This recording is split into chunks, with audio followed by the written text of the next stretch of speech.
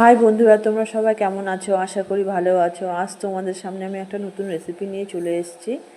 লাউ পাতা দিয়ে কাচকি মাছ পুর ভরা। তার জন্য নিয়ে নিয়েছি আমি কিছু লাউ পাতা আর কাচকি মাছ। সাথে আমি শাপলার শুক্তো করব। তোমরা কেউ শাপলার শুক্তো খেয়েছো কি না একটু কমেন্ট বক্সে জানিও। প্রথমে আমি কড়াইতে তেল দিয়ে নিচ্ছি।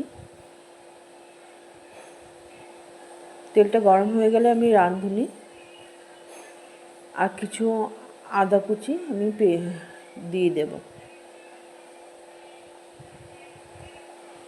এবারে নাড়াচাড়া করে শাপলাগুলোকে আমি দিয়ে দেব।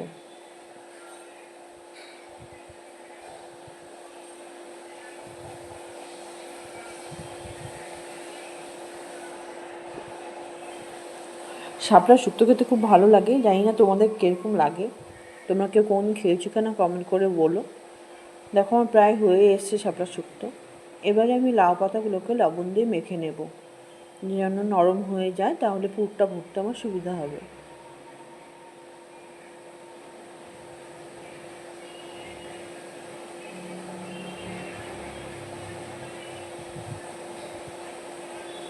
দেখো আমার পাতাগুলোকে মাখানো হয়ে গেছে লবণ দিয়ে।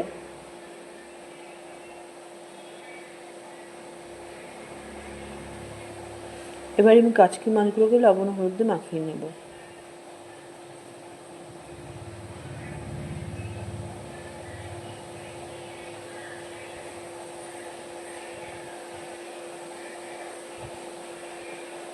এবারে দেখো আমার শুক্তোটা রান্না কমপ্লিট হয়ে গেছে, শুক্তো হয়ে গেছে।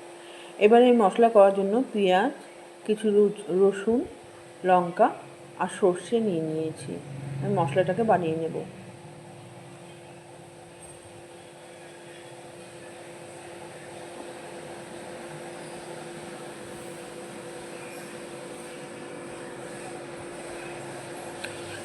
এবারে আমি কড়াই বসিয়ে দিয়েছি, কড়াইতে আমি তেল দিয়ে দিচ্ছি। তেলটা গরম হয়ে গেছে, আমি এখন মাছগুলোকে ছেড়ে দেবো। মাছগুলোকে আমি হালকা করে ভেজে নেব। এবারে আমি কড়াইতে মশলাটাকে আমি দিয়ে দিচ্ছি। দেখো আমি হালকা করে ভেজে রেখেছি মাছ। আমার মশলাটা হয়েই গেছে, মশলা কষানো হয়েই গেছে আমার।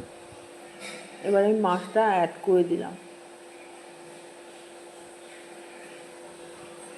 দেখো মাছ দিয়ে মশলা দিয়ে হয়ে গেছে। এবারে আমি একটা পাতা নিয়ে ওখানে পুর ভরে দেবো।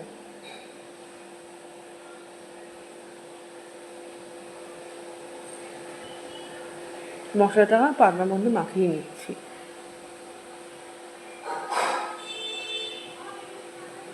মোটামুটি একটা পরিমাণ দিতে হবে, যেন বেশিও না হয়, বেরিয়ে যেন না যায়।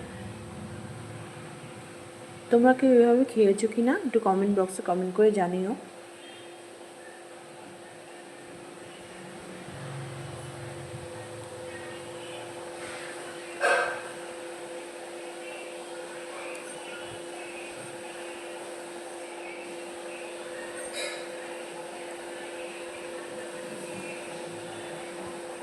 এবার আমার পুর ভরা হয়ে গেছে। মাছের পাতাটাকে আমি ফোল্ড করে দেব। এইভাবে আমি ফোল্ড করবো যেন পুরটা ভেতর থেকে বেরিয়ে না যায়।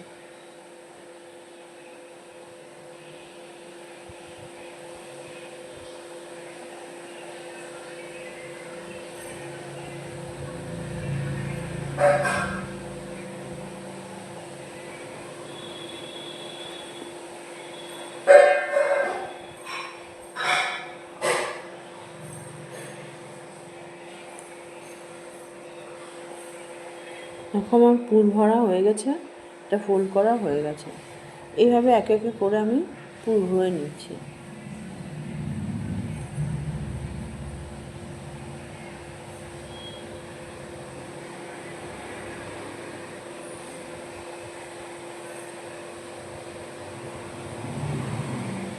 এবারে আমি কড়াইতে তেল দিয়ে নিয়েছি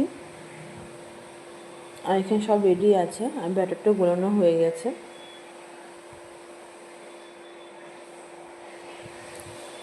এবারে একটা একটা করে আমি ডুবিয়ে নিয়ে আস্তে আস্তে করে আমি তেলে দিয়ে দেবো। দিয়ে আমি এগুলোকে ভাজা করে নেব।